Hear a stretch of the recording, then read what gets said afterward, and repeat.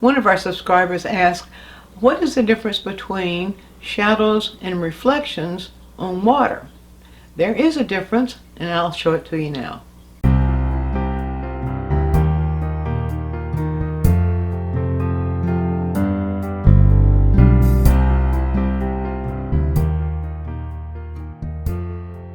So the thing to remember about reflections on water and shadows on water is that sometimes you see both, and sometimes you only see one or the other.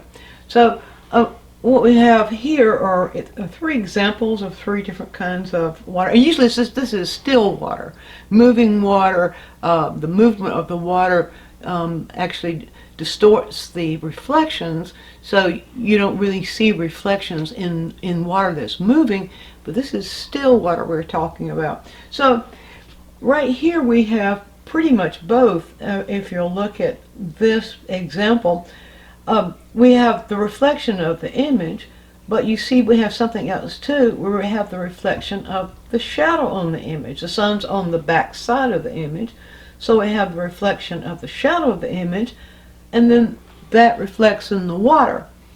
And then right here, right where that water touches the rock, we have an occlusion shadow. Now an occlusion means take away from. So occlusion shadow is that place where where all light is pretty much squeezed out, and the occlusion shadows usually appear where one object touches another. And so right in there you have the occlusion shadow, right, that tiny little slither of shadow right there, and then the reflection. So that's the sort of thing you see there. Now here in these, what are those, ducks? Yeah, you see a similar kind of thing. It's not quite as obvious, but what you see here though, you see the image of the ducks are reflecting in the water, but right next to that reflection you'll see just that tiny bit of occlusion shadow. Now in this image you see something a little bit different, and that is you see a cast shadow in the water. So this image, of course this is a dock of some sort. Now, the sun is up here somewhere. That dock is blocking the water, and so it's causing a cast shadow there on top of the water.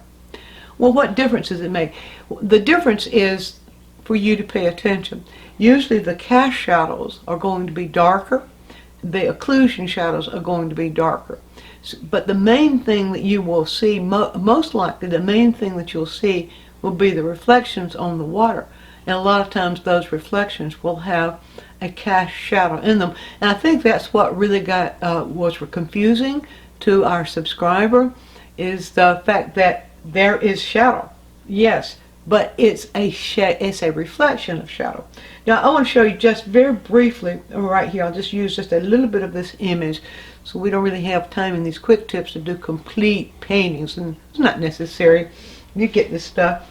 So, but if we just take that image of the ducks there, let's take just that bottom part, and let's show you how we observe that. So, first of all, we have I'll just take this one right here because that's more that's sort of more visible to you. So what we have there is we have that sort of image of the duck on the water, and the duck itself. I said the duck. Then we we have the duck itself, and then we have here the reflection, and that reflection sort of does something like that. By the way, the width of that reflection or the width of the shadow, or how long it is, depends upon where you are in relation to that. If you are higher up looking down, you're going to see it longer. So rather than try to figure all that stuff out, the best way to do is to measure it for yourself. The best way to measure that is with the handle of your brush. So you just hold the brush in front of you like this. You align it so that the top of the image is up here, and you move your finger along the brush like this to catch where the bottom of the image is. Close one eye, and then move that around and compare that size with sizes of other shapes you see. So if it's the image, the top of the image here, the bottom of the image here, move that down and compare the size with its reflection. And that tells you then how big the reflection would be. But rather than give you prescriptions for things, I always like to tell you, I'll give you little clues on how to look for them. Now back to this, and you can see that there.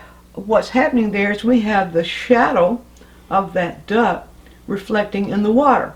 And so what we have there then is, we'll do the shadow part first, in fact, or the shadow and reflection part first. Let's put some white over here. And now we see that shadow and that reflection part of the water as being about, it's a shadow value. So it's about, there we go, right there.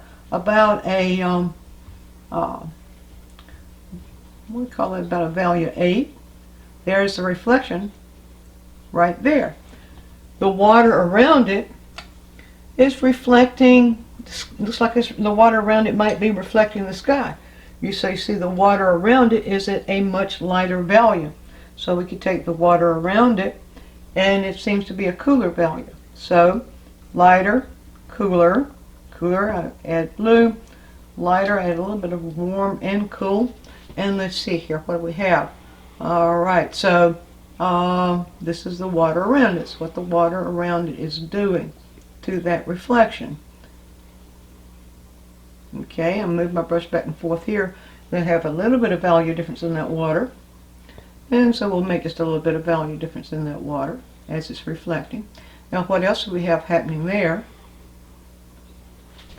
We have, well actually that's a softer edge. I'll just pull a little paint out of the brush. And you see right around in here, the edge is softer. So always pay attention to those edges. Those edges are so a lot of times can be the thing that makes or breaks what you're doing. There we go. So there's the edge. Now, the occlusion shadow. Well, maybe I'll put just a little bit in there of the image of the duck would be. Let's see. That's kind of middle value. So right in here, let's get that a little bit more definitive. Actually, that's a little bit cooler than that. All right. So right in here.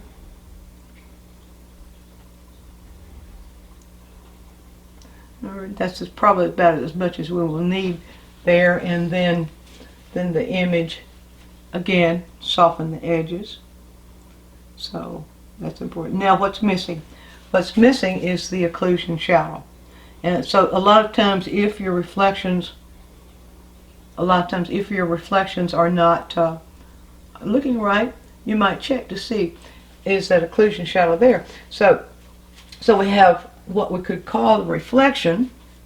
Extend that just a little bit more here. Extend it just a little bit more. There we go. Like that. So we have what we could call the reflection, but we don't have the shadow. And so we would move in here. Occlusion shadow is very dark, very dark. So I'll move in here to very dark version of those same colors. You notice I'm not really naming the colors here. It's pretty much cool and warm because it's the principle I'm trying to show you. Now, if you just simply put in that occlusion shadow, very dark, right there. Get that a little bit more. There we go. There we go, right there. Now you see, when you put that occlusion shadow in there, see what difference that makes? Then you see it's the occlusion shadow along with the reflection that makes the whole thing look right. So the answer to the question is, you have the reflection of the images, you have the reflection of the image's shadows, which is the kind of image we see right here.